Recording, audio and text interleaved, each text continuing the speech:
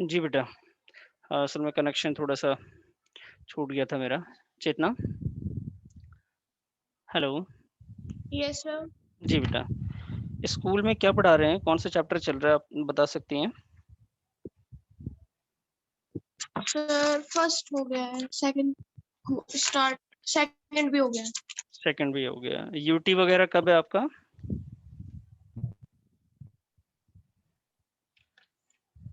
कोई एग्ज़ाम वगैरह है अभी?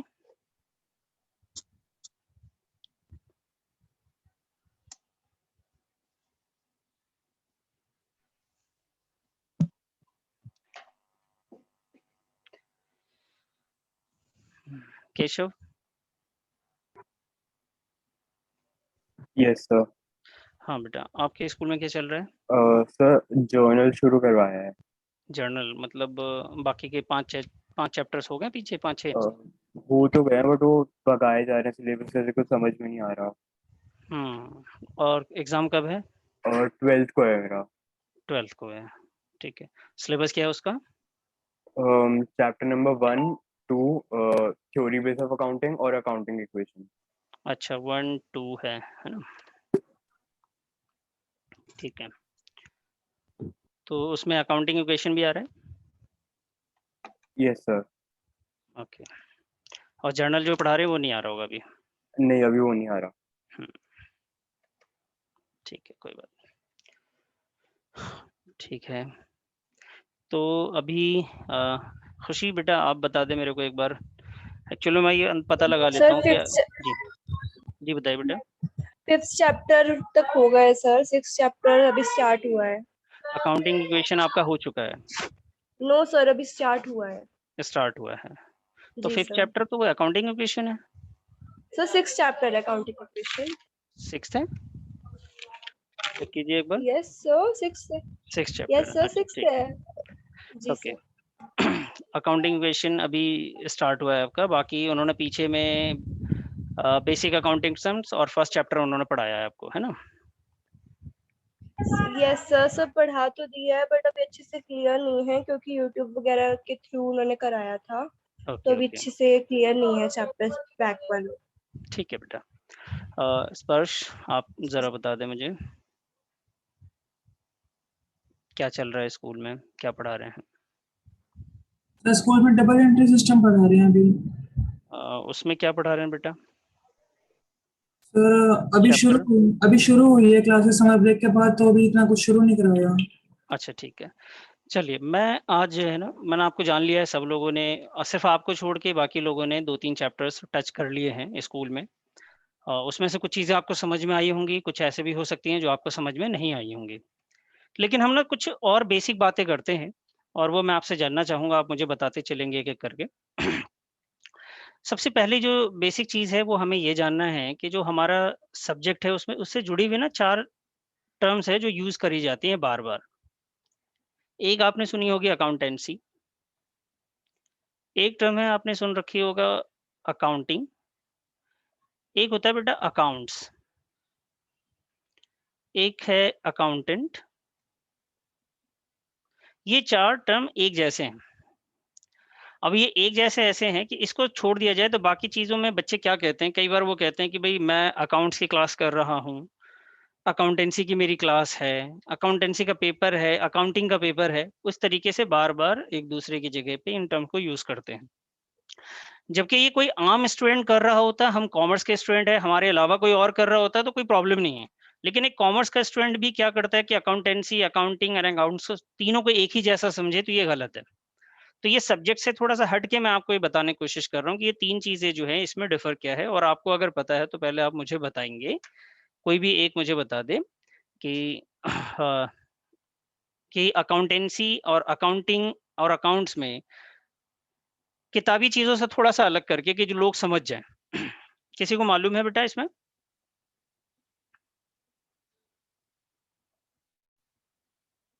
चलिए मैं बताता हूँ आपको, देखिए। आपने ये सुना होगा अकाउंटेंसी जो है ना, एक्चुअल में हमारे सब्जेक्ट का जो नाम है ना बेटा वो है अकाउंटेंसी। ज़्यादातर लोग हमारे सब्जेक्ट को अकाउंट्स के नाम से जानते हैं। और अकाउंटेंसी जो सब्जेक्ट है अगर उसको हम सही से स्टडी कर लें, ठीक है जी, अच्छे से स्टडी करेंगे तो उससे जो नॉलेज निकल के आएगा ना हमारे पास, उस नॉलेज को हम लोग अकाउंटिंग कहेंगे। अगर हमसे कोई बोले कि भाई आप अकाउंटेंसी पढ़ के क्या जानेंगे, तो हम उनको ये बताएंगे कि सर हम ना अकाउंटिंग सीख लेंगे अगर हमने अकाउंटेंसी की स्टडी करी है तो। अकाउंटिंग की नॉलेज हमारे पास कहाँ से आने वाली है, जब हम लोग अकाउंटेंसी की स्टडी करेंगे। ठीक है सर। सर अकाउंटेंसी की स्टडी करके हम लोग करेंगे क्या? तो बेटा उसको अप्लाई करेंगे, उस नॉलेज को कहीं ना कहीं अप्लाई तो करेंगे ना। और उसे जहां अप्लाई करेंगे उसको हम लोग क्या बोलेंगे? उसे अप्लाई करने से जो चीज बन के आएगा उसे हम लोग बोलेंगे अकाउंट्स। और अकाउंट्स बनाने वाले को कहते क्या है बेटा? तो उसे कहते हैं अकाउंटेंट। क्लियर है? तो वापस से आते हैं, जैसे एक टर्म होगा आपने सुना होगा ड्राइवर, फिर ड्राइविंग, ड्राइव। तो ये उसी टाइप से चीजें हैं कि अगर आपको अकाउंटेंट बनना है तो आपको क्या आनी चाहिए? आपको आनी चाहिए अकाउंट्स। अकाउंट्स बनाने वाले को कहते क्या है बेटा? तो उसे कहते हैं हम लोग अकाउंटिंग। जो अकाउंटेंट है वो बनाता है अकाउंट्स, और अकाउंट्स जब बनाएगा उसके पास किस चीज की नॉलेज होनी चाहिए? उसके पास नॉलेज होनी चाहिए बेटा अकाउंटिंग की। और अकाउंटिंग की नॉलेज आएगी कहाँ से? तो उसकी नॉलेज आनी है अकाउंटेंसी से। तो एक्चुअल में इस जिस नॉलेज के लिए अकाउंटेंट के लिए या अकाउंट्स बनाने के लिए जिस नॉलेज के लिए हम लोग बैठे हैं, वो सब्जेक्ट लेके बैठे हुए हैं, वो है अकाउंटेंसी। और जो सीखने हम लोग बैठ गए हैं वो है हमारे पास अकाउंटिंग। तो इसलिए जब डेफिनेशन आप पढ़ेंगे, ये चीजें जानेंगे, तो हम लोग जो सीखने के लिए हैं वो सीख रहे हैं बेटा अकाउंटिंग सीखने के लिए बैठे हुए हैं। अब सवाल है कि सर ये अकाउंटिंग होता क्या है? तो कोई बता सकता है? किसी ने पढ़ा हो अकाउंटिंग क्या होता है? केशव,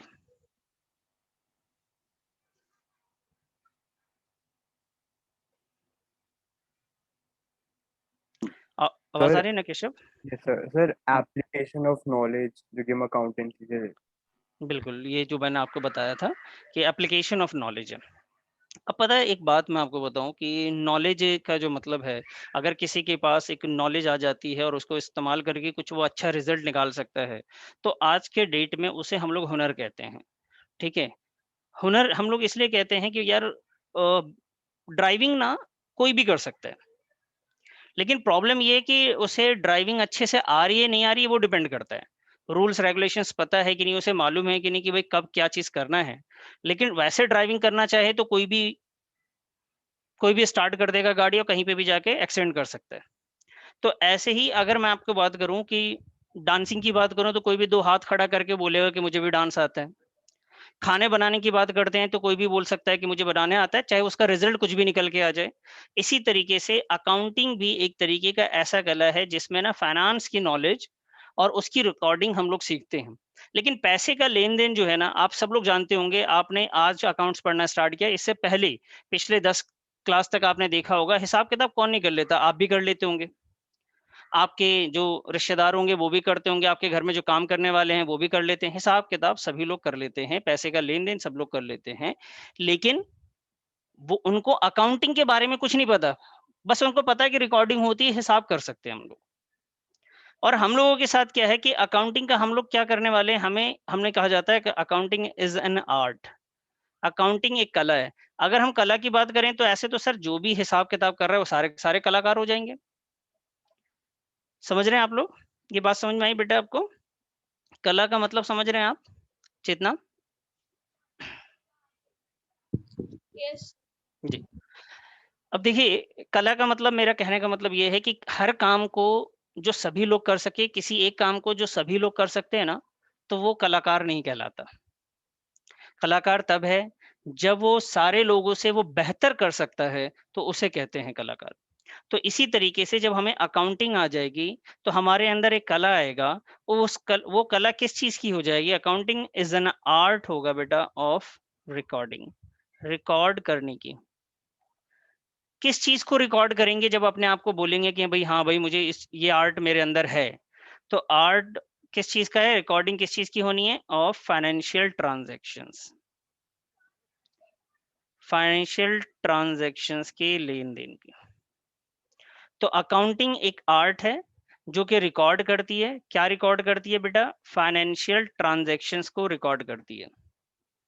अब फाइनेंशियल ट्रांजैक्शन बेटा सब लोग रिकॉर्ड करते हैं, जो रिक्शा चला रहा है वो भी रिकॉर्ड करता है, जो हवाई जहाज चला रहे हैं वो भी रिकॉर्ड करते हैं, अपना हिसाब किताब सभी लोग रखते हैं। लेकिन इसका मतलब ये नहीं कि उनको वो कला आती है। क्यों? क्योंकि उनके साथ एक प्रॉब्लम है, वो इन अ सिस्टमैटिक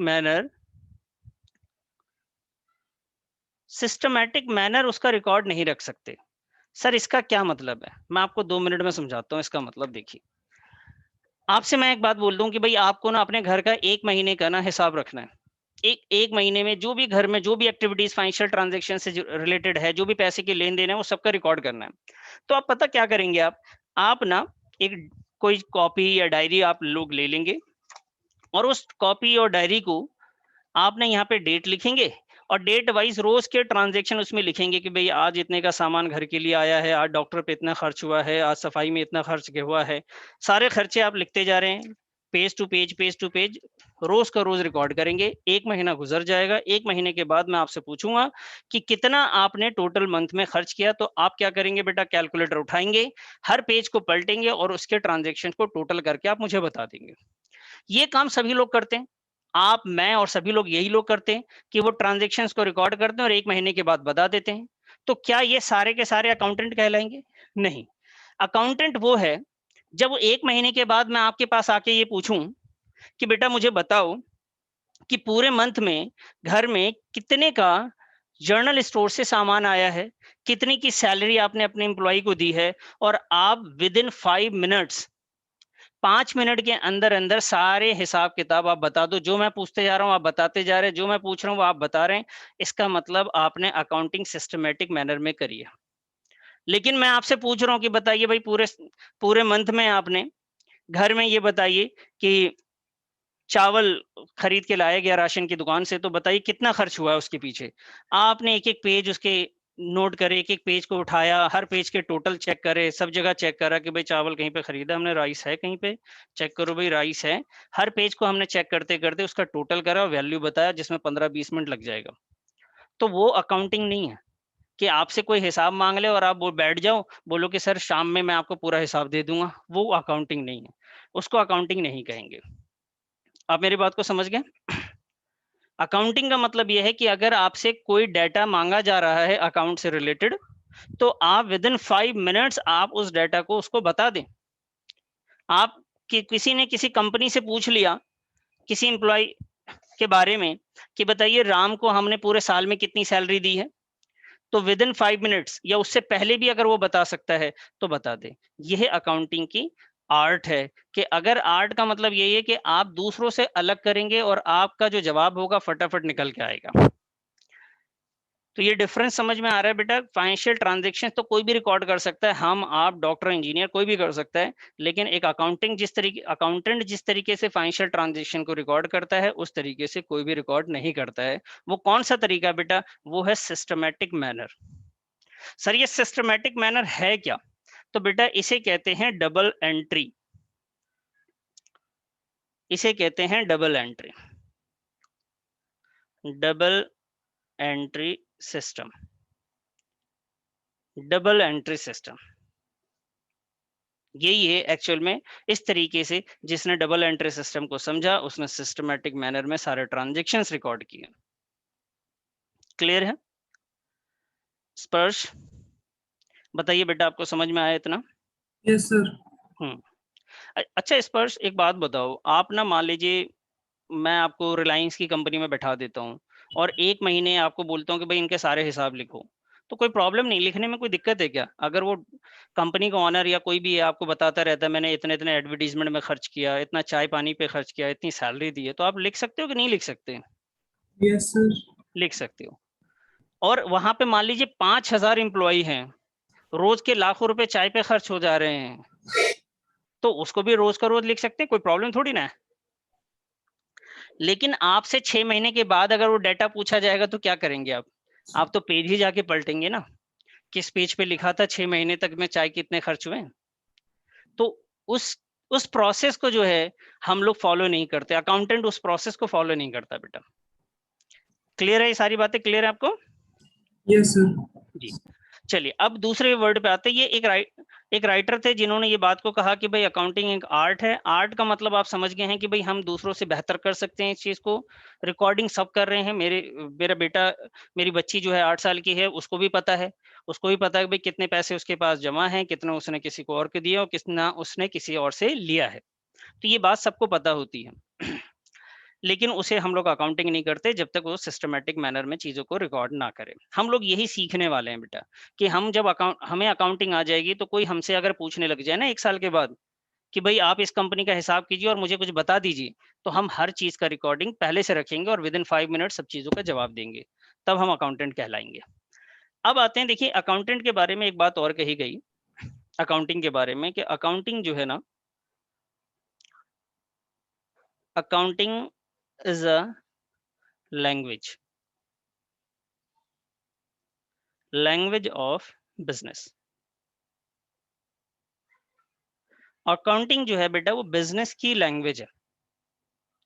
ठीक है जी। खुशी, सुन रही हैं बेटा आप? Yes sir.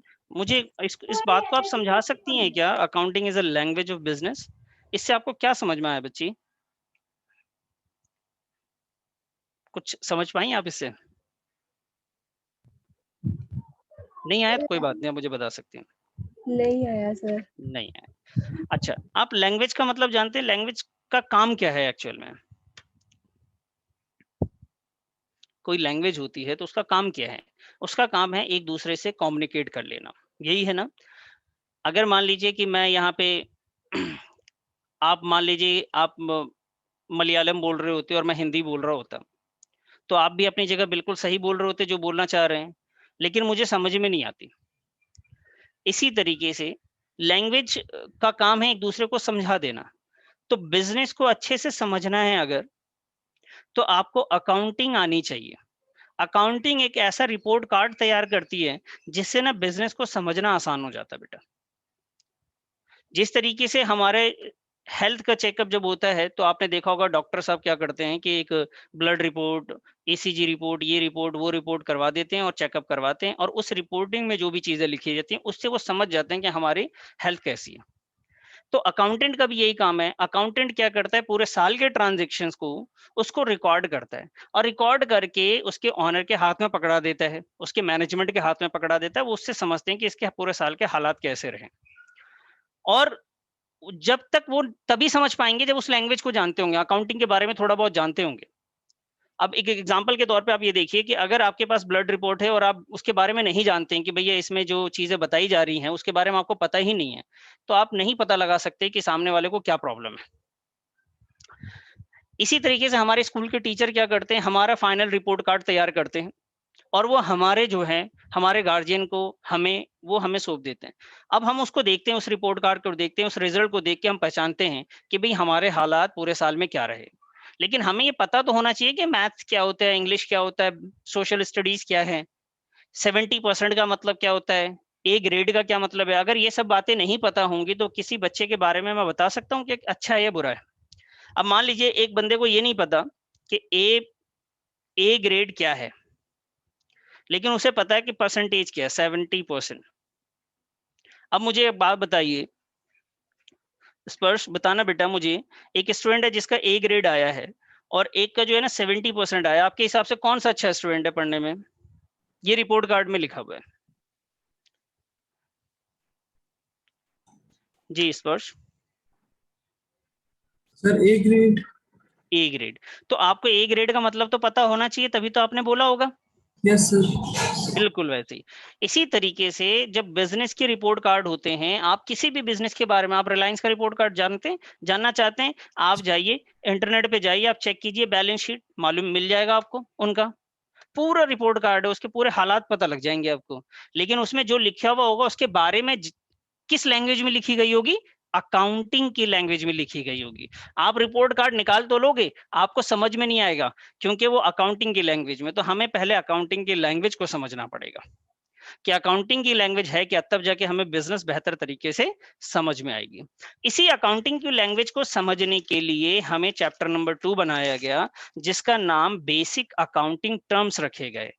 अब बेसिक अकाउंटिंग टर्म्स इसलिए रखा गया बेटा क्योंकि ये अकाउंटिंग पूरे साल, ये आप ये समझ लीजिए, इसके बाद जब भी आप अकाउंट्स पढ़ेंगे तो ये टर्म्स बार बार आपके सामने आएंगे। Basic accounting terms, basic accounting terms, ये बार बार आपके सामने आते रहेंगे। ये आपके चैप्टर में आप देखेंगे तकरीबन 29 से 30 या थोड़ा ज़्यादा भी हो सकते हैं टर्म्स हो, उसको तोड़ तोड़ के लिखे गए होंगे। तो मैं पहले टर्म्स के बारे में बात करता हूँ। जो पहले बिजनेस का जो टर्म है या अकाउंटिंग का जो टर्म है उसके बारे में हम लोग बात करते हैं। वो पहला टर्म है हमारे लिए बेटा कैपिटल। ठीक है जी। अब हम लोग कैपिटल का मतलब पहले से भी जानते थे। कैपिटल हम लोग कहते थे कि भाई जैसे इंडिया का कैपिटल क्या है, किसी स्टेट का कैपिटल हम लोग राजधानी निकालते थे। तो इसी तरीके से हमने कैपिटल लेटर भी पढ़ा था, लेकिन ये अपने अपने सब्जेक्ट में अपने अपने लैंग्वेज में यूज हो रहे थे। अब हम आते हैं अकाउंटिंग लैंग्वेज पे। तो अकाउंटिंग लैंग्वेज में कैपिटल का मतलब क्या होता है वो मैं आपसे जानना चाहता हूँ। चेतना, आप बताएंगे बेटा क्या होता है कैपिटल का मतलब? Sir money. सिर्फ मनी बेटा? सर जो एक हाँ। बिजनेसमैन अपनी कंपनी में इन्वेस्ट करता है उस अमाउंट कंपनी को में जो कैपिटल। बिजनेसमैन इन्वेस्ट करता है उस अमाउंट को कहते हैं। बहुत ही बढ़िया जवाब है आपका, बिल्कुल सही है ये। अब मुझे बताइए बिजनेसमैन कौन सा बिजनेसमैन? बिजनेसमैन आपको पता कितने तरीके के होते हैं? यस सर, जी बताएं। 4 टाइप्स होते हैं। कौन से तरीके बेटा?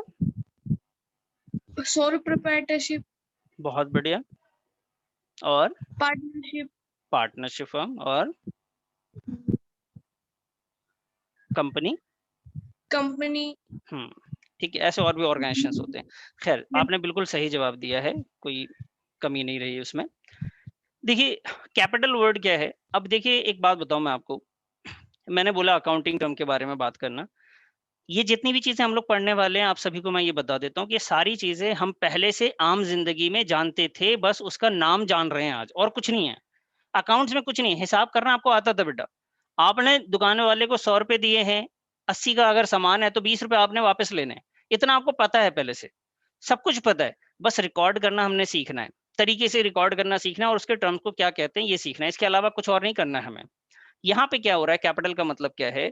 हम आम जिंदगी में कहते थे यार ऐसा है ना कि एक ना हम ना यूट्यूब चैनल खोलते हैं, तो लोग कहते थे यार उसके लिए कैमरे की जरूरत है, एक माइक की जरूरत है, और एक सॉफ्टवेयर चाहिए एडिट करने के लिए। कुल मिला के उसके अंदर ना 50-60 हजार रुपए खर्च हो जाएंगे। 50-60 हजार रुपए चाहिए तब जाके वो हम एक यूट्यूब चैनल खोल पाएंगे अच्छा सा। अच्छा जी किसी ने बोला कि भाई ऐसा करते हैं, एक पिज्जा की शॉप खोल लेते हैं, तो कितना खर्च आएगा, कितने में बिजनेस स्टार्ट हो पाएगा? तो जब हम बार बार ये कहते थे ना एक बिजनेस स्टार्ट करने के लिए कितना पैसा चाहिए, कितना पैसा चाहिए, ये आम जिंदगी में ये वर्ड इस्तेमाल करते थे। अब अकाउंटिंग टर्म में क्या कहते हैं कि भाई एक यूट्यूब चैनल स्टार्ट करने के लिए कितना कैपिटल चाहिए। हमें एक शॉप खोलनी है, किसी पेस्ट्री की शॉप खोलनी है, तो कितना कैपिटल चाहिए, कितना पैसा चाहिए, कितना पैसे की जरूरत है। उसी को हमने बस टर्म चेंज कर दिया, कितने कैपिटल की जरूरत है। यानी बिजनेस को लगाने चलाने के लिए जो पैसा मालिक, क्योंकि हम ओनर है, हम बिजनेसमैन है, तो जो पैसा हम लगाते हैं उसी को हम लोग कैपिटल कहते हैं। तो कैपिटल, जैसा बच्ची ने कहा कि कैपिटल है क्या, तो बेटा अमाउंट, वो अमाउंट जो कि इन्वेस्ट किया गया है, आप साथ साथ में लिखते रहेंगे बेटा, amount invested by the owner. Owner जो पैसा इन्वेस्ट करता है उसे हम लोग कैपिटल कहते हैं। सर कहाँ इन्वेस्ट करता है? अमाउंट इन्वेस्ट किया, ठीक है जी, किसने किया? ऑनर ने किया। कहाँ किया? इन द बिजनेस, बिजनेस में किया। ठीक है जी। अच्छा सर, कौन ऑनर कौन होता है सर? तो ऑनर जो है हमारे सिलेबस में अभी ऑनर के बारे में अगर बात करी जाए तो दो ही तरीके के ऑनर के बारे में हमें थोड़ा बहुत पढ़ना है। एक है, जैसा बच्चे ने कहा कि बेटा, उन्होंने कहा प्रोपराइटर और पार्टनर। मतलब किसी बिजनेस में अकेले बंदे ने जितना भी पैसा लगाया है, सिंगल ऑनर ने, जैसे आप अकेले ने बिजनेस स्टार्ट करा, मान लीजिए खुशी ने बिजनेस स्टार्ट करा एक, और उसमें घर से 10 लाख रुपए लेके बिजनेस स्टार्ट किया, तो वो 10 लाख रुपए क्या कहलाएगा बेटा? वो कैपिटल कहलाएगा। और वहीं पे कुछ ऐसे भी लोग होंगे जो 2-3 लोगों के साथ है। तो जो 2 और 3 लोग मिलके जो बिज़नेस में पैसा लगा रहे हैं 10 लाख, 15 लाख, 5 लाख, ये जो पैसे उन्होंने इन्वेस्ट किए हैं बेटा, इसको हम लोग कैपिटल कहेंगे। तो वापस से मैं पढ़ता हूँ और आपको एक बात बता देता हूँ मैं आपको कि देखिए जब एग्जाम में यूटी वगैरह में आप जब लिखेंगे ना तो बेटा अकाउंटिंग वर्ड जब आप लिखने चाहेंगे तो आप अकाउंटिंग के ही टर्म यूज करेंगे। आप अमाउंट इन्वेस्टेड ही लिखेंगे, ये टर्म बार बार आपको यूज करना है वरना मार्क्स नहीं देंगे। ठीक है, तो अमाउंट इन्वेस्टेड लिखेंगे आप। ऑनर लिखना है आपने, ब्रैकेट में आप प्रोप्राइटर और पार्टनर भी लिख सकते हैं। तो amount invested by the owner, कहाँ पे इन्वेस्ट किया गया बेटा? तो बिजनेस में किया गया। अब सवाल ये है कि सर अब मैं आपसे कहूं कि मुझे जो है एक एक रवि है और एक मुकेश है, इनको ना एक बिजनेस स्टार्ट करना है और एक बिजनेस को स्टार्ट करना है वो है, मान लेते हैं एक जो बिजनेस है इनका वो ट्रैवलिंग का है बिजनेस। ठीक है, लॉजिस्टिक का है, जो आजकल आपने देखा होगा कि लोग कोरियर से सामान इधर से उधर भेजते हैं, उसका ये बिजनेस स्टार्ट करना चाहते हैं। तो इन्होंने मशवरा लोगों से लिया कि भाई कितने पैसे की जरूरत पड़ेगी। तो इसको बताया गया भाई पैसे की जो जरूरत पड़ेगी वो तकरीबन ना 25 लाख रुपए की जरूरत पड़ेगी। अब रवि का सवाल है 25 लाख लाके करेंगे क्या हम लोग? तो इनको बताया गया कि भाई उसके लिए आपको एक जो 4 व्हीलर की जरूरत पड़ने वाली है, कार की जरूरत पड़ेगी, तो ट्रांसपोर्ट पे आपके खर्च होंगे कुछ। एक ऑफिस में आपको फर्नीचर की जरूरत पड़ेगी अगर ऑफिस आपने रेंट पे भी ले लिया। ठीक है जी, कंप्यूटर वगैरह की जरूरत पड़ेगी, कंप्यूटर में सॉफ्टवेयर्स की जरूरत पड़ेगी, प्रिंटर की जरूरत पड़ने वाली है। अच्छा, पानी वानी की जरूरत है तो वहां पे आपको और भी चीजों की जरूरत पड़ सकती है। तो ये जो 25 लाख रुपए हैं, इनके दिमाग में आया कि अच्छा 25 लाख से हम लोग ये सब खरीदेंगे। तो मुकेश ने बोला भाई मेरे पास तो एक ट्रक है पहले से ही। रवि ने बोला कि फर्नीचर की शॉप मेरे पापा की है, मैं वहां से ले आऊंगा। और कंप्यूटर भी इनके पास पहले से था, बस सॉफ्टवेयर और प्रिंटर बाहर से खरीद लेंगे ये। तो क्या ये 25 लाख रुपए कम पड़ जाएंगे? अब क्या 25 लाख से कम की जरूरत पड़ेगी या 25 लाख की जरूरत पड़ेगी? मुझे इसका कोई जवाब दे दे। स्पर्श बताना बेटा, क्या अभी भी 25 लाख इन्वेस्ट करना पड़ेगा इनको या कम की जरूरत पड़ेगी? सर कम की जरूरत पड़ेगी। क्यों बेटा, क्यों ऐसा लगा आपको कम की जरूरत पड़ेगी?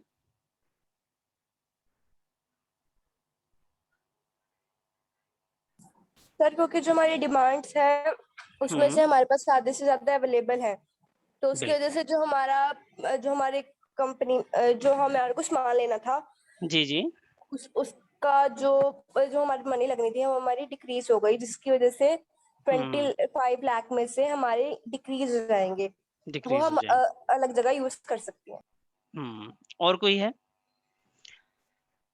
बताएं बेटा फटाफट, जिसको लग रहा है कि नहीं नहीं कैपिटल की अब तो कम की जरूरत पड़ेगी क्योंकि ट्रांसपोर्ट, फर्नीचर, कंप्यूटर तो अवेलेबल है पहले से ही।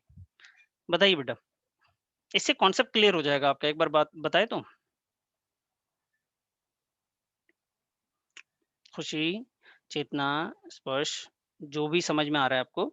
देखिए मैं बताता हूँ आपको बेटा, नहीं कुछ भी कम की जरूरत नहीं पड़ेगी, यही 25 लाख रुपए चाहिए होंगे आपको। सर ऐसा क्यों? ये तो हम घर से लेके आ जाएंगे। बेटा घर से लेके आएंगे तो वो भी कैपिटल ही कहलाएगा। इस ट्रक की भी तो कोई वैल्यू होगी ना। इस ट्रक की अगर 10 लाख की वैल्यू है तो हम कहेंगे कि मुकेश ने 10 लाख रुपए इन्वेस्ट किया। फर्नीचर की वैल्यू अगर 2 लाख रुपए की है तो हम बोलेंगे रवि ने 2 लाख रुपए फर्नीचर पे इन्वेस्ट किया। अगर कोई पार्टनर या कोई ऑनर बिजनेस में इन्वेस्ट करता है और सिर्फ वो इन्वेस्टमेंट कैश की शक्ल में नहीं देखना है, गांधी जी को नहीं देखना है हमें। अगर वो चेक लेके आता है तब भी कैपिटल है, कैश लेके आता है तब भी कैपिटल है, फर्नीचर घर में से लेके आए वो भी कैपिटल कहलाएगा, बिल्डिंग लेके आए वो भी कैपिटल है, कंप्यूटर लेके आए वो भी कैपिटल है। बिजनेस में कोई भी अपने घर से कुछ भी लगा रहा है वो सब का सब, उसकी जो वैल्यू आप निकालेंगे तो वो एक कैपिटल ही कहलाएगा बेटा। तो इसकी जब वैल्यू निकाली जाएगी तो वो कैपिटल का ही पार्ट होगा ना। तो वो तो हमने जो टारगेट बनाया था उसी में रहना है। ये नहीं कि हमें लाने की जरूरत नहीं पड़ेगी, लाना है, ये तो कैपिटल तो इतना ही जाएगा बेटा। बात समझ में आ गई आपको? जी सर। Yes sir. तो कैपिटल के लिए एक वर्ड यूज किया जाता है, it may be in the form of cash और काइंड। कैश में भी हो सकता है बेटा ये पैसा लगाया गया हो, और काइंड यानी प्रॉपर्टी की शक्ल में भी लगाई जा सकती है। ठीक है, इन दोनों सिचुएशन में हम इसे कैपिटल ही कहेंगे बच्चे।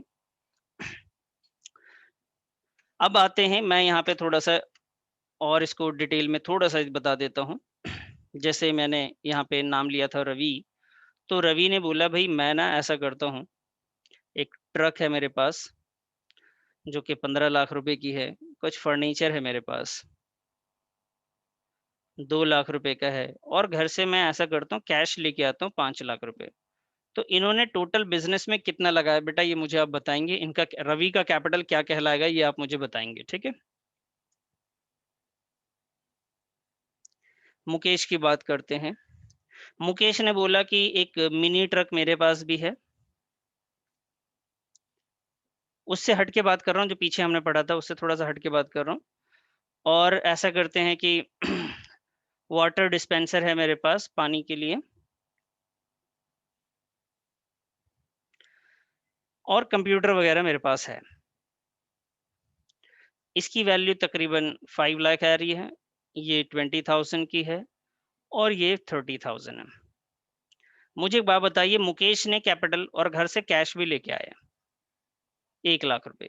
मुकेश का कैपिटल कितना है बेटा, ये 1 लाख कैपिटल है, और रवि का 5 लाख कैपिटल है क्या, या कुछ और ही कैपिटल निकल के आएगा? आप प्लीज मुझे बताएं बेटा। जी स्पर्श, क्या सर आएगा बेटा? सर रवि का कैपिटल 22 लाख। रवि का आपने बताया 22 लाख। क्यों बेटा, ये तो 5 लाख ही कैश लेके आया ना। सर वो भी सर ट्रक और फर्नीचर भी लेके आ रहे हैं, इसलिए वो भी कैपिटल में काउंट होगा। बिल्कुल, ये इसी बात को समझना था कि वो कुछ भी इन्वेस्ट करता है, किसी भी तरीके से वो अपना लगाता है, ठीक है, वो पुराना लाए नया लाए जो भी लाए, उसकी कोई ना कोई वैल्यू होगी। अकाउंटिंग में वैल्यू मैटर करता है उसका। हमें नहीं पता ट्रक का कंपनी कौन सा है और कौन सी कंडीशन में आया, हमें वैल्यू से मतलब है उसके। तो कितने की वैल्यू की चीज लेके आया, तो आपने बताया 22 लाख, वेरी गुड। अब बताइए मुकेश का कैपिटल कितना है बेटा? सर 6,50,000। हाँ बताए बेटा। 6,50,000। ओके, 520, और ये 30,000 था ना, 20,000 एंड 30,000, तो ये हो गया 50, और ये 6,50,000 है ना, सही बोला मैंने? आपको बात समझ में आ गई? अब ये कैपिटल वाली बात अच्छे से समझ में आ गई आपको? Yes sir. ठीक है जी। अब आते हैं सेकंड टर्म पे। सेकंड है बेटा ड्राइंग्स। अब ड्राइंग हम लोगों ने बहुत पढ़ा है बचपन में, बनाया भी है। अब वहां की ड्राइंग और यहाँ की ड्राइंग में अकाउंटिंग में टर्म हमारा थोड़ा सा अलग हो जाता है। ड्राइंग का मतलब है ऑनर ने एक बिजनेस स्टार्ट करा, और बिजनेस से वो कुछ पैसे विड्रॉ कर रहा है अपने पर्सनल यूज के लिए। पर्सनल यूज का क्या मतलब है, मैं वो समझा देता हूँ आपको। जैसे आपके घर के आसपास जर्नल स्टोर होंगे, अब वो बंदा जिसका जर्नल स्टोर है वो खुद बैठते हैं दुकान में, और जरूरत पड़ने पे घर के सामान वो अपने दुकान से घर में ले जाते हैं। उनको दाल चावल चीनी तेल वगैरह की जरूरत है तो वो वहीं से निकाल के अपने घर में इस्तेमाल करता है। ऐसा कभी नहीं होता कि किसी और दुकान से वो खरीद के लाए, वो अपने ही घर में अपने ही दुकान से लेके जाते हैं। लेकिन एक बात बताइए, अगर किसी बंदे ने 10 लाख रुपए बिजनेस में लगाया, और बहन की शादी आई, भाई की शादी आई, और उसमें से 5 लाख रुपए का सामान निकाल के घर में ही इस्तेमाल कर लिया, तो उसका बिजनेस में एक्चुअल में रहा कितना? सिर्फ 5 लाख। इसी को तो सेल करेगा वो, इसी से तो प्रॉफिट कमाएगा वो। तो लास्ट में क्या करता है, जब 5 लाख को बेच देता है टोटल 6 लाख रुपए में, तो मुझे एक बात बताइएगा, मैं चेतना से पूछना चाहता हूँ, बेटा आप ध्यान से सुनिएगा। 10 लाख उसने इन्वेस्ट किया था, उसमें से 5 लाख रुपए उसने इस्तेमाल कर लिए, अपने जो सामान लेके आया था उसका इस्तेमाल घर में ही कर लिया, उनके घर में शादी थी। बच गया 5 लाख रुपए। इस 5 लाख के टोटल सामान को उसने 6 लाख में बेच दिया। मुझे बता सकते हैं प्रॉफिट क्या होगा? इसको प्रॉफिट हुआ है या लॉस हो गया? ये कह रहा है मुझे लॉस हो गया, मैंने 10 लाख लगाया था, मुझे तो सिर्फ 6 लाख रुपए मिले हैं। लॉस बता रहा है बेटा ये 4 लाख रुपए का लॉस। क्या ये सही है? जी चेतना बताइए बेटा, आवाज नहीं आई आपकी। यस। क्या ये इसको लॉस हो गया बेटा? नो। मैं दोबारा समझा दूं क्या? Yes sir. जी, उन्होंने क्या करा, बिजनेस स्टार्ट करा। उस बिजनेस में टोटल 10 लाख रुपए लगाए, जिससे उन्होंने बहुत सारी चीजें खरीदी, दुकान के बहुत सारे सामान खरीदे। फिर घर में उनको जरूरत पड़ गया, उस सामान में से 5 लाख रुपए का सामान उन्होंने घर में खुद ही यूज कर लिया, घर की शादियों में। तो दुकान के अंदर सिर्फ कितना बचता है बेटा? 5 लाख रुपए का बच जाता है सामान। इस 5 लाख के सामान को उन्होंने 6 लाख में बेच दिया। फिर उन्होंने एंड में जब रियलाइज किया कि भाई 10 लाख लगाया था, सिर्फ 6 लाख रुपए का बिका है, मुझे तो नुकसान हो गया। क्या ये सही एनालाइज कर रहे हैं क्या? क्या वाकई 4 लाख का नुकसान हो गया इनको? No sir. नहीं हुआ नुकसान बेटा। फिर कैसे आपने पता लगाया कि नुकसान क्यों नहीं है? फायदा है क्या फिर इसे? सर उसने 10 लाख इन्वेस्ट किए थे अपने बिजनेस में जी बिल्कुल ठीक है। और उसने 5 लाख यूज कर लिए और 6 लाख में जो बचा हुआ प्रोडक्ट था वो बेच दिया। जी जी, तो प्रॉफिट हुआ है लॉस हो गया? Profit sir. प्रॉफिट हुआ है। तो आपने Yes. कैसे कंपेयर किया? 5 को 6 से कंपेयर किया ना? Yes sir. ओके ठीक है जी। चलिए खुशी आप बताएंगे बेटा, प्रॉफिट हुआ या लॉस हो गया? फिर प्रॉफिट ही हुआ है क्योंकि 1 लाख था उसको, हम्म, क्योंकि 5 लाख तो उसने ऑलरेडी अपने घर के लिए यूज कर लिए थे, तो वेरी गुड कहीं ना वेरी कहीं गुड, तो उसने यूज किए हैं। यूज किए हैं, वेरी और गुड, जो हमारे होंगे टोटल हमारे को 11 लाख का प्रॉफिट, बिल्कुल सही। तो टोटल पता है 11 लाख हमारे वो हो गए। 1 लाख ना? जी सर 1 लाख का उसको प्रॉफिट हुआ है क्योंकि 1 उसने लाख 6 प्रॉफिट। लाख का सेल किया। हाँ, अब पता है क्या होता है, जितने भी हमारे आसपास के शॉप होती हैं उनके साथ यही प्रॉब्लम है। जो घर में वो इस्तेमाल कर लेते हैं ना, उसके वो हिसाब में रखते ही नहीं है।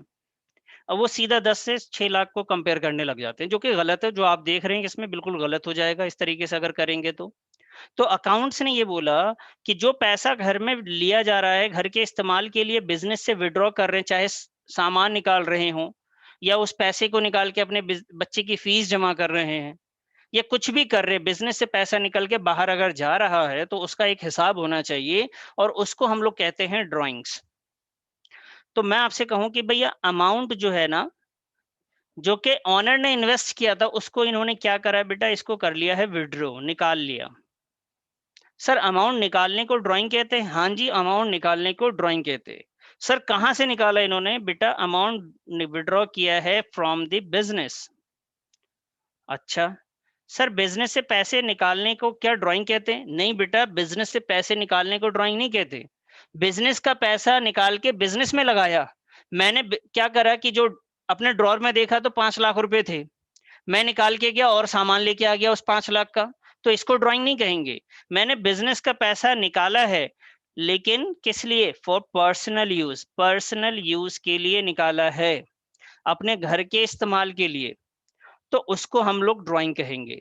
और ये क्या करता है, जो ड्राइंग होता है ना बेटा, जैसा कि अभी आपने बताया कि जो कैपिटल 10 में से हमने 5 लाख माइनस करा था, तो ड्राइंग जो है रिड्यूस, है ना, drawing reduce the capital. Drawing जो है बेटा वो कैपिटल को रिड्यूस कर देता है। सही लिखा मैंने? ये बात समझ में आ रही है ना? कैपिटल को जो है ड्राइंग बढ़ा देता है या घटा देता है बेटा? तो कैपिटल को क्या करता है? ये कम कर देता है। अमाउंट निकालना, बिजनेस से निकाला जाए पर्सनल यूज के लिए, तो उसे ड्राइंग कहते हैं। दूसरी बात, ये इसके कैपिटल को कम कर देता है। तीसरी बात, ये पैसा निकाला जा रहा हो या अमाउंट, कोई फर्क नहीं पड़ता, मतलब कोई कुछ भी विड्रॉ करे तो आप लिख सकते हैं इट में in the form of cash और काइंड। चाहे वो कैश विड्रॉ कर ले या काइंड में विड्रॉ करे, उसे हम लोग क्या बोलेंगे बेटा? उसे हम लोग ड्राइंग कहेंगे। बताइए मुझे, आपको ये बात समझ में आ गई है? स्पर्श, ये समझ में आया बेटा? ये 3 पॉइंट मैंने आपको बताए, यस सर। कोई डाउट है इसमें? No sir. ठीक है। और अब आगे बढ़ते हैं। तो हमने 2 चीजें हमने सीखी। पहली चीज हमने सीखी बेटा कैपिटल। कैपिटल वो पैसा है जो इन्वेस्ट किया जाता है बिजनेस में, ऑनर इन्वेस्ट करता है। ऑनर 2 तरीके के होते हैं, मैं इसको यहाँ पे दिखा देता हूँ फिर से। ये देखिए, आप लोग को साफ दिख रहा है या मैं और जूम करूं इसको? सर दिख रहा है। दिख रहा है। तो कैपिटल क्या है? Amount invested by the owner. Owner ने जो इन्वेस्ट क्लियर है। किए। जी थैंक यू बेटा। तो अमाउंट जो इन्वेस्ट किया हम ऑनर ने, उसे कहेंगे। ऑनर कौन होता है? तो प्रोप्राइटर और पार्टनर। सवाल ये बनता है कि सर प्रोप्राइटर कौन होता है? बेटा प्रोप्राइटर वो होते हैं जो कि अकेला बिजनेस चलाते हो, उसमें कोई उसकी साझेदारी नहीं हो किसी से। पार्टनर वो है जिनमें 2 4 5 10 लोग मिलके बिजनेस कर रहे हो, उसे पार्टनर कहते हैं। तो चाहे 2 4 5 10 लोग मिलके बिजनेस में पैसे लगाते हैं या अकेला कोई लगाए, उसे हम लोग कैपिटल कहेंगे। ये कैपिटल जो है बेटा, ये कैश में भी हो सकता है और काइंड में भी हो सकता है, उसमें कोई इश्यू नहीं है, दोनों के साथ भी हो सकता है। मैंने कैश और काइंड लिखा है, कैश एंड काइंड भी हो सकता है। अब आते हैं, उसके बाद हमने बात करी है कैपिटल के बाद ड्राइंग की। तो ड्राइंग क्या होता है? ड्राइंग उस पैसे को कहते हैं जो हमने विड्रॉ किया होता है। हम कौन? ऑनर ने। जो ऑनर ने विड्रॉ किया होता है बिजनेस से पैसा, उसे कहते हैं कैपिटल। ठीक है, किस लिए विड्रॉ किया? Personal use. देखिए आपको एग्जाम में ये लिखना पड़ेगा, ये कुछ वर्ड जो है विड्रॉ करना आपको लिखना पड़ेगा। कहाँ से विड्रॉ किया? बिजनेस। आप चाहे 10 लाइन का डेफिनेशन लिखे, लेकिन ये कुछ वर्ड जो है ना, इसको बार बार आपको यूज करना पड़ेगा अकाउंटिंग टर्म में, वरना तो स्कूल वाले आपको बिल्कुल भी मार्क्स नहीं देंगे। वो आपको मोटिवेट करेंगे अपनी लैंग्वेज में लिखें, लेकिन एक्चुअल में अकाउंटिंग की भी एक अपनी लैंग्वेज है, तो उसका यूज करना है आपको। आगे आएंगे कि भैया ड्राइंग जो होता है उसका इफेक्ट क्या होता है? उसका इफेक्ट ये होता है कि जो भी उन्होंने कैपिटल लगाया है, अकाउंटेंट उसके कैपिटल को कम कर देता है। तो ड्राइंग रिड्यूस दी कैपिटल। क्या ड्राइंग सिर्फ पैसा निकालने को कहते हैं या सामान निकालने को? तो नहीं भाई साहब, ये ना कैश निकाल लीजिए या काइंड में कुछ भी निकाल लीजिए, उसको हम लोग ड्राइंग कहते हैं। चलिए यहाँ तक आपको, मुझे उम्मीद है आप लोगों ने नोट करा है बेटा ये। Yes sir. ठीक है, वेरी Yes. गुड। ठीक है बेटा, तो इसको नोट करते रहेंगे। आपकी बुक में भी डेफिनेशन है, मैं वो भी यहाँ पे दिखा दिया करूंगा, लेकिन अभी आप बेसिक चीजें समझ रहे हैं। बुक में से कितनी चीजें आपको लिखनी है, कितनी चीजें समझनी है, वो मैं आपको बता दूंगा। आपको बेसिक बेसिक चीजें मैं यहाँ पे बताते चल रहा हूँ। 2 टर्म हमने आज सीखा है, सिर्फ 2 ही टर्म। और उससे पहले मैंने एक डिफरेंस बताया आपको, accountancy, accounting, accounts and accountant का। अब आते हैं तीसरे टर्म की तरफ कि तीसरा टर्म है क्या सर? थर्ड वर्ड है हमारे लिए एसेट्स। मैं यहाँ पे आपसे थोड़ा इंटरेक्ट होऊंगा, मैं आपसे पूछना चाहूंगा कि एसेट्स का मतलब आप बताएं। पहले तो खुशी बच्ची, आप मुझे बता सकती हैं क्या एसेट्स का मतलब?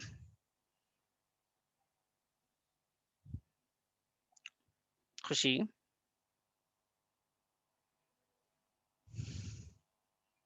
जी केशव, आप मुझे एसेट्स का मतलब बता दे बेटा, या किसी को पता हो? चेतना आपको पता है? Yes, sir. Sir, बताइए। anything अच्छा that is valuable for the business and brings in profit. मैं अभी भी नहीं समझा आपकी बात को, कि कोई भी चीज बिजनेस के लिए वैल्यू रख दे और जो प्रॉफिट लेके आए, सर है ऑल ना? Property of business. हाँ कह सकते हैं। जैसे केशव ने बोला वो भी आधी बात है, और आपने बोला स्पर्श वो भी आधी बात है। चेतना आप बताएंगे जरा बेटा। Sir, कुछ भी चीज जो कोई प्रॉपर्टी जो हम बिजनेस के लिए इन्वेस्ट यूज करते जो बिजनेस के लिए हम लोग यूज करते हैं कोई प्रॉपर्टी, उसे हम लोग एसेट्स कहते हैं।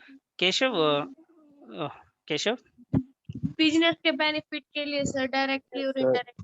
जी केशव मेरी बात सुनना बेटा पहले अच्छे से। केशव मैं आपसे एक सवाल पूछ रहा हूँ कि मैं अगर आपसे बोलूं कि आप इंसान और जानवर का फर्क बता दिए, इंसान कैसे पहचाने? मान लीजिए कोई एलियन आ गया, ऊपर से आया, ठीक है, उसको नहीं पता कि भैया इंसान कौन है और जानवर कौन है, तो हम कैसे बताएंगे कि इंसान? कैसे पहचानना? बाहर जाना तो ये इंसान होते हैं, कैसे बताएंगे उसको हम? थोड़ा सा बस ये जानना चाह रहा हूँ आप। मतलब डिफरेंस होगा लुक्स वगैरह में। मैं अभी जैसे उसको बताऊंगा कि सबकी शक्लें अलग अलग होंगी, है ना? आप ये कहना चाह रहे हैं? Yes sir. ठीक है, और कुछ बताना होगा? या इसी से पता लग जाता है कि ये इंसान है? वो जानवर को भी इंसान समझ सकता है, वो भी चल रहा है। तो जैसे इंसान की पहचान ना आप वन वर्ड में नहीं दे सकते। आप बोलेंगे कि भाई वो ना अपने हाथ से खाता है, तो कुछ लोग ऐसे होंगे जो अपने हाथ से नहीं खा पाते बेचारे।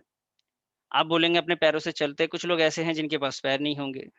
आप बोलेंगे कुछ लोग ऐसे भी हैं जो इंसान वो है जो उनके पास 2 आँखें होती हैं, उनके पास दिमाग होता है और वो सोच सकते हैं। कई लोग ऐसे हैं बेचारे वो ढंग से नहीं सोच सकते। लेकिन ये कॉम्बिनेशन है वाक़ई में। तो किसी के पास ये चीज़ कमी भी है और किसी के पास ये पूरा का पूरा भी है। इसी तरीके से एसेट्स है। अब जो आप लोगों ने बोला ना वो बिल्कुल एसेट्स की डेफिनिशन थी, लेकिन सबने जोड़ दिया होता, तब वो एसेट सही मायने में था। एसेट्स वो सारी प्रॉपर्टी जो बिज़नेस में यूज़ करने के लिए लाते हैं, जो कि चेतना ने बोला था वो बिल्कुल ठीक है। दूसरा आपने बोला एसेट्स वो होते हैं जो कि बिज़नेस को फ्यूचर में बेनिफिट दे, प्रॉफिट्स दे, ये भी है। तो पहली वाली बात भी है और ये वाली बात भी है, दोनों को ऐड करनी पड़ेंगी। ठीक है? और तीसरी बात जो भी प्रॉपर्टी बिज़नेस की है वो एसेट्स कहलाती हैं। तो ये 3-4 बातें आपको बोलनी पड़ती हैं। तो एसेट्स क्या है? जो आपको फ्यूचर में बेनिफिट दे। ठीक है सर, फ्यूचर बेनिफिट्स दे देंगी। और सर एसेट्स वो हैं जो रीसेल कर सकते हैं, बेच सकते हैं जिससे प्रॉफिट होगा। एसेट्स वो हैं जिस पे हमारा कानूनन हक है, लीगल राइट्स है। अब मैं आपको बताऊं जो कि आपको एसेट्स पता है और आप लोगों ने जवाब भी दिया है, तो इसका मतलब ये है कि एसेट्स का मतलब है वो हर एक चीज जिस चीज पे हमारा हक होता है वो सब एसेट्स कहलाता है। जैसे मैं आपसे बोलूं, आप मुझसे बोलेंगे सर आप बताइए एग्जांपल। अब यहाँ देखिए ये चीज मेरी है तो ये मेरे लिए एसेट्स है। ठीक है सर, ये मेरे है तो ये मेरे लिए एसेट्स है। तो ऐसे कोई भी चीज है, आपके पास भी कॉपी है, पेन है, कलम है और आपका खुद का घर है। ऐसे बिजनेस में भी जो चीजें खुद की होती हैं वो सब के सब उनके एसेट्स होते हैं जिस पे उसका हक है। तो मैं कुछ एग्जांपल आपको बता रहा हूं और आप मुझे बताएंगे। जैसे कैश, कैश अगर हमारे पास है तो वो हमारे लिए क्या हो जाएगा बेटा? एसेट्स हो जाएगा। अगर बैंक में हमने पैसे रखे हुए हैं, अगर मेरा पैसा बैंक में है, जिस भी बैंक में है, चाहे वो एसबीआई हो, आईडीबीआई हो, कोई सा भी बैंक हो, तो वो बैंक भी मेरे लिए एसेट्स कहलाएगा अगर मेरा अमाउंट उसके पास है तब। नहीं है तो वो मेरे लिए एसेट्स नहीं है। तो इस बात से ये समझ में आता है कि अगर मेरा पैसा किसी के ऊपर बाकी है ना तो वो मेरे लिए एसेट्स है। ठीक है सर, मैंने किसी को एडवांस में कोई अमाउंट दे रखा है, जैसे मान लेते हैं कि एडवांस में आपने किसी को सैलरी दे दी, एडवांस में आपने किसी को फीस दे दिया। ठीक है, कुछ भी आपने एडवांस में किसी को दे रखा है, उससे आपने सर्विस नहीं ली है अब तक, तो वो भी आपका एसेट्स का पार्ट है, आप उसको भी एसेट्स कहेंगे बच्चे। तो ऑफिस की अगर बात करें तो वहां पे एम्प्लॉय को सैलरी वगैरह एडवांस दे दी जाती है, तो एम्प्लॉय पे उनका हक हो जाता है उतने दिन काम करवाने का, तो वो उसके लिए एसेट्स हो जाते हैं बेटा। ऑफिस के अंदर फर्नीचर है, अगर बिल्डिंग उनका रेंट पे नहीं है, परचेज किया हुआ है, तो वो भी एसेट्स है। व्हीकल वगैरह है कोई तो वो भी एसेट्स है। कंप्यूटर है बेटा तो वो भी एसेट्स है। आप नोट कर लीजिएगा इन सब बातों को। कंप्यूटर में आपने सॉफ्टवेयर अगर खरीद के लगाया है उसमें, तो वो भी आपके लिए एसेट्स है। आपके ऑफिस में प्रिंटर वगैरह है तो प्रिंटर भी एसेट्स है। ठीक है जी। अब आजकल तो देखिए वेबसाइट सब लोग बना लेते हैं वेब पेज वगैरह बनाते हैं, तो आजकल ये वेबसाइट भी एसेट्स हो गई हैं, इंटेंजिबल एसेट्स हैं। ठीक है, लेकिन ये भी एसेट्स वगैरह है हमारी। उसके बाद हमारे शॉप में बहुत सारे सामान होते हैं बेचने के लिए जिसे स्टॉक कहते हैं, तो ये भी बेटा हमारे लिए एसेट्स है। हमारे कस्टमर्स, ऐसे कस्टमर जिन पे हमारा पैसा बाकी है रह गया, कुछ ऐसे कस्टमर होते हैं जिन जो इनको सामान हम लोग क्रेडिट पे दे देते हैं, तो ऐसे कस्टमर को भी हम लोग कहते हैं एसेट्स। उन कस्टमर को अकाउंटिंग में कहा जाता है बेटा डेटर्स। फिर से मैं समझा दे रहा हूँ, डेटर्स कौन है बेटा? ये हमारे कस्टमर्स हैं। सर ऐसे कौन से कस्टमर हैं बेटा जिनको हमने क्रेडिट पे सेल किया हो? तो ऐसे कस्टमर जिनको आपने क्रेडिट पे सेल किया है तो उसको हम लोग क्या कहते हैं? डेटर्स कहते हैं। वापस से आइए, देखिए मान लेते हैं कि बेटा हमारी कोई फर्म है, हमारे कोई ऑर्गेनाइजेशन है, इनका काम है कि सामान को खरीदती है ये अलग अलग जगहों से, और उसके बाद ना ये बेचती हैं बेटा, कस्टमर्स को बेच देते हैं। तो जब हम लोग सामान खरीदते हैं तो हमने खरीदा एक्स वाई जेड डब्ल्यू, इन लोगों को हमने बेचा है और हमने खरीदा था पी क्यू आर से। तो जिसको आपने बेचा है, जैसे एक्स वाई जेड और डब्ल्यू को आपने बेच दिया, इनको आपने बेचा है बेटा, तो इसको हम लोग क्या बोलेंगे, इसको अकाउंट्स में कहा जाता है डेटर्स, अगर आपने इनको क्रेडिट पे सेल किया हो तब। मैं फिर से समझा रहा हूँ कि अगर कंपनी आपकी है, वो आप बेचते हैं गुड्स को, क्रेडिट पे सेल करते हैं एक्स वाई जेड को, तो इनका नाम है, इनके घर में अपने अपने नाम है, लेकिन उसको हम लोग अकाउंटिंग में क्या कहते हैं, डेटर्स कहते हैं। ठीक है जी। खुशी, एक सवाल है आपसे, पूछ सकता हूँ? खुशी जी बेटा। खुशी, आपने देखा होगा कि बहुत सारे ऐसे स्टूडेंट्स होते हैं जिसको पढ़ाते हो, सभी के नाम होते होंगे ना, जिसको जैसे मैं आपको पढ़ा रहा हूँ, चेतना है यहाँ पे, स्पर्श है, सभी लोगों के नाम है, अपने अपने घर में सबने नाम रखा है। लेकिन मुझसे अगर कोई बाहर से आके कोई पूछता है कि ये लोग कौन हैं, तो मैं कैसे आपकी तरफ बताऊंगा? मैं बोलूंगा कि भाई ये तो हमारे लिए कौन है बेटा, ये हमारे लिए एसेट्स है। हमारे लिए आप एसेट्स हो, लेकिन कैसे डिनोट करूंगा, नाम क्या दूंगा? मैं आपका पर्टिकुलर नाम नहीं लेने वाला, मैं पता क्या बोलने वाला हूँ, मैं बोलूंगा ये मेरे स्टूडेंट्स हैं। अकाउंटिंग भी ऐसे ही काम कर रही है, नेम सभी के हैं, हर कस्टमर का एक्स वाई जेड डब्ल्यू सब नेम है, लेकिन उसको डिनोट कैसे करती है? अगर क्रेडिट पे दे रखा है उसको सामान ना, तो उसको क्या बोलती है, ये सब हमारे कौन है, डेटर्स है। आपसे कोई पूछ ले कि ये कौन पढ़ा रहा, तो आप बोलेंगे हमारे सर है, मेरा भी नाम है, लेकिन आप उसको डिनोट करेंगे हमारे टीचर है। तो यहाँ पे भी वही काम हो रहा है। तो फर्म ऐसे कस्टमर्स को जिनको क्रेडिट पे सेल करती है, उसको हम लोग डेटर्स कहते हैं। अच्छा सर, फर्म ना कैश में भी बेचती होगी? बिल्कुल बेचती है बेटा, कैश में भी सामान को बेचती है, कैश सेल्स भी करती है। तो सर उसका नाम क्या रखते हैं? बेटा उसका कोई नाम नहीं, हमें तो उन्होंने पैसे दे दिए, वो चला गया। एक्चुअल में सारे दुकानदार, सारे बिजनेसमैन उसी को याद करते हैं जिन्होंने उधार ले रखा हो, उसका अपने कॉपियों में नाम लिखते हैं, उसको बार बार कॉल करके बुलाते हैं कि भाई साहब हमारे पैसे वगैरह रह गए, आप हमें दे जाइए। तो कंपनी जो है इससे रिश्ता बना के रखती है जिनसे जिनको उधार दिया गया। नगद जिसको बेचा है, कैश में जिसको बेचा है, उससे मतलब ही नहीं, उन्होंने तो पैसे लिए और वो कस्टमर हमारे पास से चला गया। ठीक है जी। तो हमने एसेट्स के बारे में आपको बताया, एसेट्स वो चीजें हैं जो आपको फ्यूचर में बेनिफिट दे, जैसे कि मुझे बताया था आपने। उसके बाद वो चीजें जिसको बेच के पैसे कमाए जा सकते हैं। तीसरी चीज है जिससे आप, जिसके ऊपर आपका कानूनन हक है, जिसको आप कह सकते हैं कि चीज मेरी है। जब आप कहते हो ना ये चीज मेरी है, तो इसका मतलब उसको अकाउंटिंग में आप कह सकते थे ये मेरा एसेट्स है। ठीक है, कोई भी चीज हो, आप पर्टिकुलर अपने बारे में अगर बात करेंगे तो आप बोलेंगे मेरे लिए है, तो आप बोलेंगे मेरा एसेट्स है। जी केशव, कुछ कह रहे थे बेटा आप? Yes sir. सर जैसे जी एसेट को मतलब डिफाइन करने के लिए ये तीनों चीजें होनी चाहिए, या कोई बिल्कुल। एक पॉइंट भी हो जाएगा तो वो हम उसका नहीं नहीं एसेट नहीं, मान सकते एक पॉइंट होगा ना तो दूसरे में कमी निकाल देंगे आपकी वो। हैं? तो ठीक है। सर ऐसे एक जैसे आपने कहा नोटबुक एसेट है, तो नोटबुक कैसे एसेट हुआ फिर? हाँ, इस पे मेरा हक है या आपका हक है, बताइए। नहीं सर, इसका फ्यूचर बेनिफिट क्या हुआ? लीगल राइट्स तो है। नहीं, वो तो दो दो पॉइंट्स हो गए ना। नहीं नहीं, फ्यूचर इन बेनिफिट। तीनों में से कोई एक ही चीज, हर चीज ना किसी एक चीज पे नहीं लगने वाली है, लगेगी एक ही चीज है। ठीक है। अब जैसे कंप्यूटर है, सॉफ्टवेयर्स है, और घर बिल्डिंग है, व्हीकल है, तो कुछ चीजों का इस्तेमाल हो रहा है, कुछ चीजों का इस्तेमाल नहीं हो रहा है। वो कुछ ऐसी भी शो पीस हो सकती हैं ऑफिस में रखी हुई, जो कि लाखों रुपए की आपने खरीदी हो। ठीक है बेटा। तो उसको आप सबसे आप बेनिफिट नहीं ले सकते, हर एक चीज से बेनिफिट नहीं लिया जा सकता। ठीक है। तो कुछ चीज ऐसी हैं जिससे अपने बेनिफिट के लिए रखा है, अब जिसको आपने बेचने के लिए रखा है उससे बेनिफिट थोड़ी ना लेना है। जैसे आप मान लीजिए मेरा ना जर्नल स्टोर है, समझ रहे हैं आप केशव? मेरे यस पास सर। ना जर्नल स्टोर है, जर्नल स्टोर में मैंने ना शैम्पू रख रखा है बेचने के लिए, तो बताइए क्या मैं इसको इस्तेमाल करूंगा या बेचूंगा? बेचने के लिए होता है। बेचने के लिए, तो उसमें रीसेल का लग गया। लेकिन वहीं पे आपने देखा होगा वेइंग मशीन है, तराजू वगैरह है, उसको क्या करूंगा, मैं बेचूंगा या इस्तेमाल करूंगा?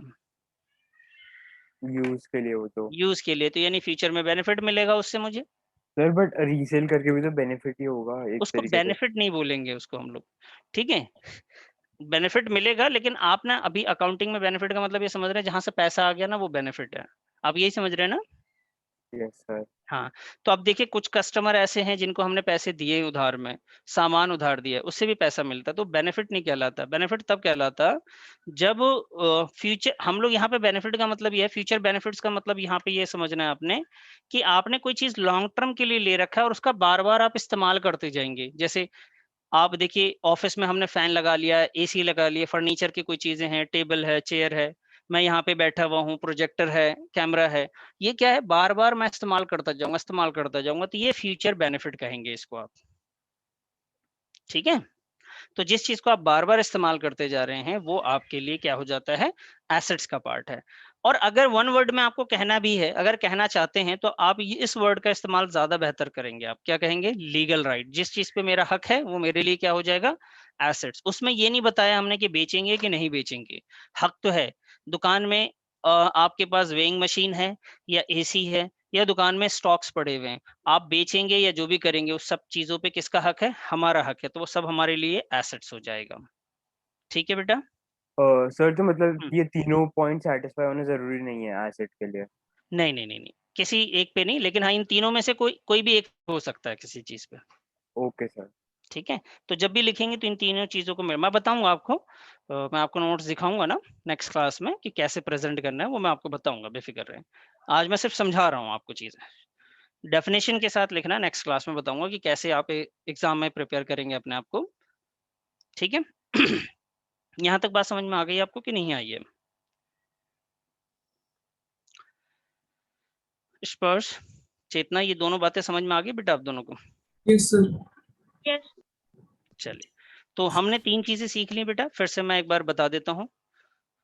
हमने सीखा बेटा कि कैपिटल के बारे में हम लोगों ने जान लिया, फर्स्ट। दूसरा, हम लोगों ने ड्राइंग्स के बारे में जाना।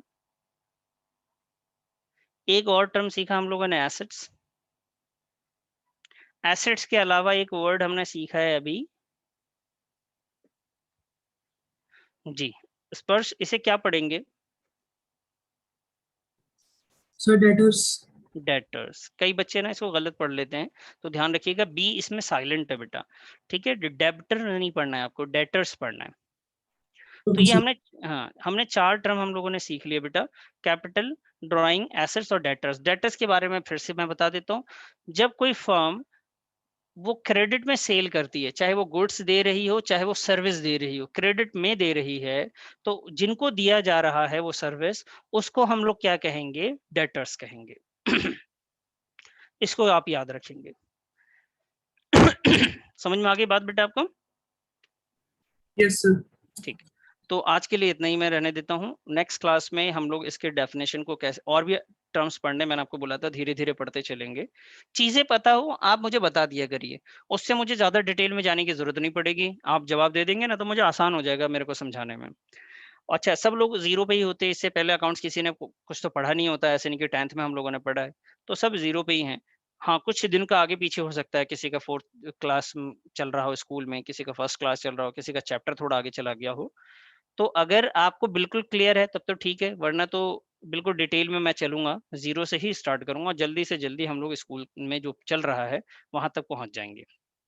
आप मुझे ना अपने यूटी वगैरह का डिटेल जरूर बता दिया करें कि सर मेरा ये यूटी है, ये चैप्टर आ रहा है, तो मैं उसी हिसाब से चीज़ों को लेके चलूँ कि आपका यूटी वगैरह में मार्क्स वगैरह ठीक ठाक आ जाए। ठीक है बेटा, फिर मिलते हैं नेक्स्ट क्लास में। रिवीजन एक बार जो मैंने पढ़ाया उसको एक बार जरूर देख लीजिएगा, चेक कर लीजिएगा इसको। Okay sir. बाय बेटा।